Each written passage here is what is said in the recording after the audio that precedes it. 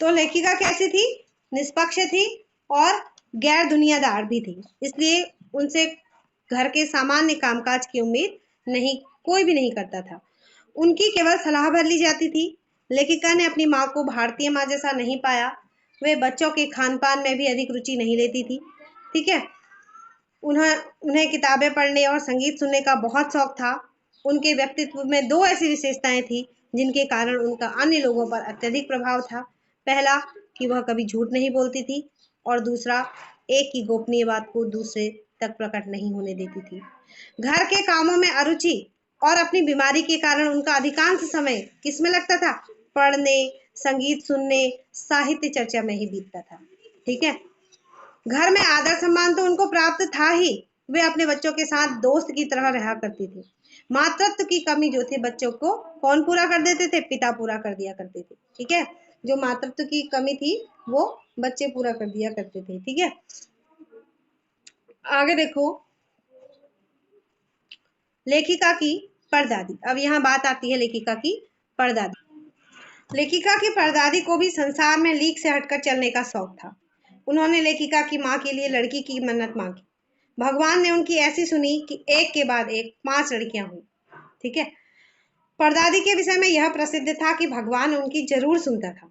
उनकी मन्नत का कारण लोगों को समझ में नहीं आया, अतः वह रहस्य बनकर रहा कि लेखिका ने आखिर पुत्री पैदा होने के लिए क्यों मन्नत मांगी। और ऐसा तो नहीं था कि जो उनकी परिवार में लड़कियां नहीं थी। ठीक है, तो नानी क्या थी, थोड़ा सनकी थी। परदादी जो थी सनकी थी, वो कोई भी मन्नत मांग लेती थी, कुछ भी कर लेती थी, कोई भी निर्णय वो ले लेती थी। और कहा जाता था कि वो जो कुछ कहती हैं वो ईश्वर जरूर सुनता है, क्योंकि ईश्वर से उनका आत्मीय एक मतलब एक कनेक्शन है, एक आध्यात्मिक कनेक्शन जिसको कहते हैं, सॉरी। ठीक है, तो देखो क्या हुआ। लेखिका की माँ जी, यानी कि परदादी का प्रभाव इतना अधिक था कि एक चोर का हृदय भी परिवर्तन हो गया। लेखिका की परदादी का प्रभाव इतना अधिक था कि एक चोर का भी हृदय परिवर्तन हो गया। जब घटना एक बार की, जब घर के सभी लोग बारात में गए थे, तो लेखिका की माँ जो शोर शराबे से बचने के लिए वो दूसरे कमरे में चली गई। ठीक है, तभी चोर भी सेंध लगाकर उसी कमरे में घुस गया जिसमें उनकी माँ जी सोई हुई थी। माँ जी ने पूछा कौन? तो चोर ने बोला जी मैं। माँ जी ने उसे पानी पिलाने के लिए कहा और खाली लोटा उसको पकड़ा दिया। कुएं से पानी भरने के लिए कहते हुए उन्होंने उसे हिदायत दी कि लोटे के मुंह पर कपड़ा कस कर बांधियो और तरीके से छानियो। यह सुनकर चोर घबरा गया। वह अकबका घबरा कर पानी भरने चल दिया। चोर कुएं से पानी लेकर आया। माँ जी ने आधा लोटा पानी खुद पिया और आधा लोटा पानी चोर को पिला दिया। ठीक है, उसके साथ माँ बेटे का संबंध बना लिया और कहा कि चाहे अब तू चोरी कर या खेती कर, हम तो माँ और बेटे बन गए। कैसे? एक ही लोटे से हमने पानी पिया, इसलिए हम माँ और बेटे का संबंध हमारे बीच हो गया। अब चाहे तू अपनी माँ के घर में चोरी कर या जाकर खेती कर। तो चोर ने क्या किया? उसी दिन से चोरी का काम धंधा छोड़ दिया और खेती में लग गया। ठीक है, लेखिका के घर का वातावरण। अब देखो लेखिका के घर का वातावरण कैसा था।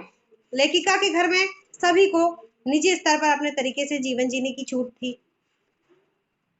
किसी की चिट्ठी भी कोई दूसरा नहीं खोलता था और ना कोई किसी से पूछता था कि उसमें क्या लिखा है। इन्हीं सब कारणों से लेखिका और उसके 3 भाई बहन लेखक के क्षेत्र में प्रवेश कर गए। ठीक है, तो उसका घर का माहौल कैसा था? उसके घर में सभी लेखक थे, एक दो को छोड़कर उसके सारे भाई बहन लेखक थे। ठीक है, भारत की आजादी से जुड़ी लेखिका की यादें।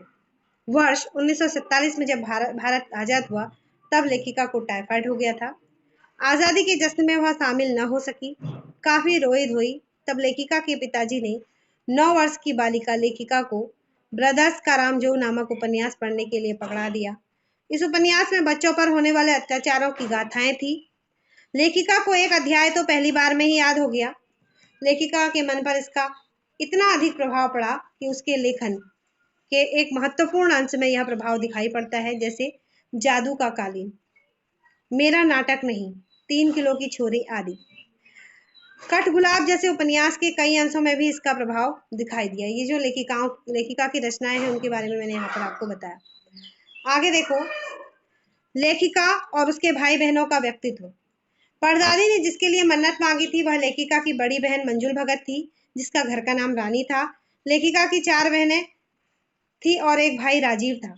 चारों बहनों में लड़की होने की कोई हीन भावना नहीं थी। चारों बहनें लीक पर चलने चारों बहनों ने लीक पर चलने से इनकार कर दिया। दूसरे नंबर पर जो थी वो लेखिका थी, जिसका घर का नाम उमा था। लेखिका की से छोटी बहन का घर का नाम गौरी और बाहर का नाम चित्रा था। उससे छोटी रेणु यानी अचला थी। लेखिका का भाई हिंदी में और अचला अंग्रेजी में लेखन के क्षेत्र से जुड़ गए। लेखिका की छोटी बहन रेणु का स्वभाव विचित्र था।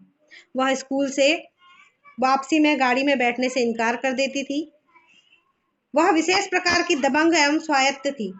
वह अपने अनुसार जीवन जीना चाहती थी। उसका सोचना था कि थोड़ा सा रास्ता गाड़ी में बैठकर तय करना सामंत शाही मानसिकता का प्रतीक है। इसी तरह वह बीए की परीक्षा देने के लिए जिद पर अड़ गई न देने के लिए जिद पर अड़ गई। पूछती कि पहले मुझे बताओ कि परीक्षा देने का क्या फायदा है। सभी ने अपने अपने तरीके से खूब समझाया, किंतु वह न मानी।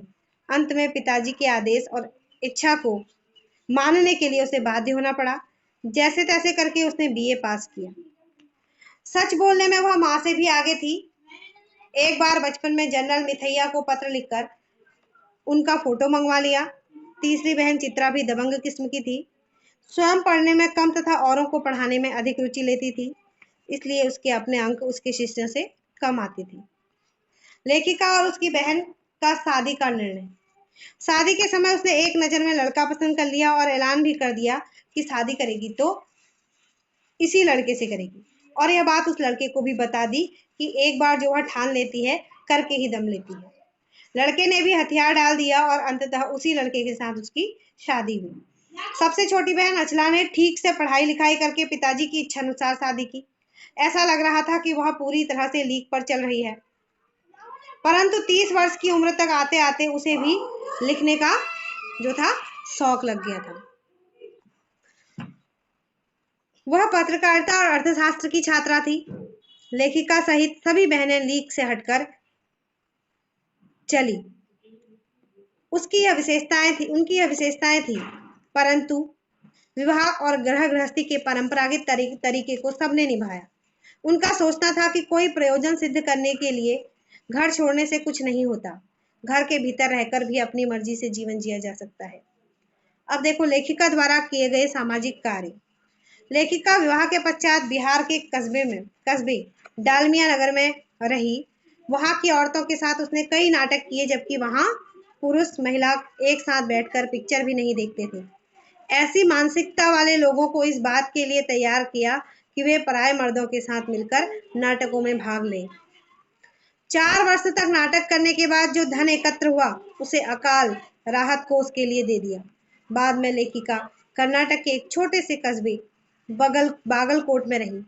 तब तक उसके 2 बच्चे हो चुके थे जो स्कूल जाने की उम्र में पहुंच गए थे, लेकिन वहां कोई ढंग का विद्यालय नहीं था।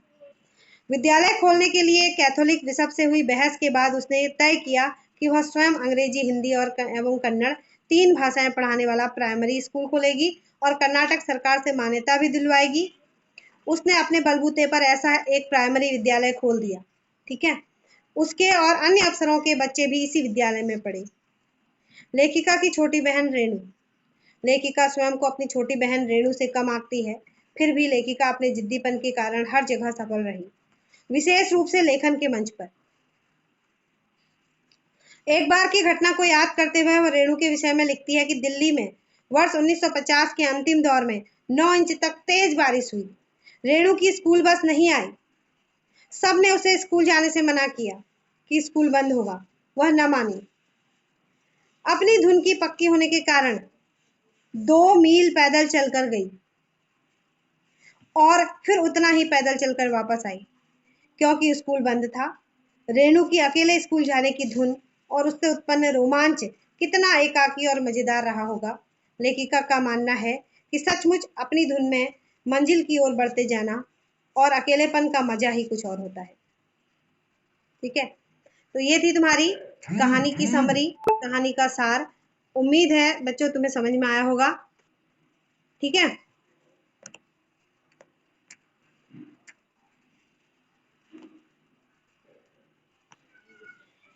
तो उम्मीद है बच्चों मेरे द्वारा समझाए गए सभी पाठों को आप समझ गए होंगे, और जो मैं क्वेश्चन आंसर्स भेजती हूँ उनको आप देखते होंगे, और आपको उससे बहुत लाभ मिलता होगा, आपके लिए इजी हो जाता होगा क्वेश्चन आंसर्स करना। तो इसीलिए आप लोगों से सबसे एक रिक्वेस्ट है कि मेरे चैनल को लाइक करें, शेयर करें और सब्सक्राइब करें, ताकि मेरी हर आने वाली वीडियोस आप तक मिल जाए। इसके अलावा भी मैं बहुत सारी वीडियोस आगे बनाने जा रही हूँ, जिससे आपको फ़ायदा होगा और कॉम्पिटिटिव एग्ज़ामों में आपको अच्छे मार्क्स मिल सकेंगे। ऐसी वीडियोस भी मैं आगे बनाने जा रही हूँ, तो उसके लिए भी आप मेरे चैनल को सब्सक्राइब करें, ताकि जो मैं ऐसी वीडियो बनाऊँ तो आप तक वो पहुँच जाए। आगे और भी अगर हिंदी से रिलेटेड कोई रिक्वायरमेंट आपकी रहती है तो वो भी मुझे बताएं, और उसको भी मैं आपको प्रोवाइड करने की पूरी की पूरी कोशिश करूँगी। ठीक है, तो मिलते हैं बच्चों अगली वीडियो में, तब तक के लिए बाय।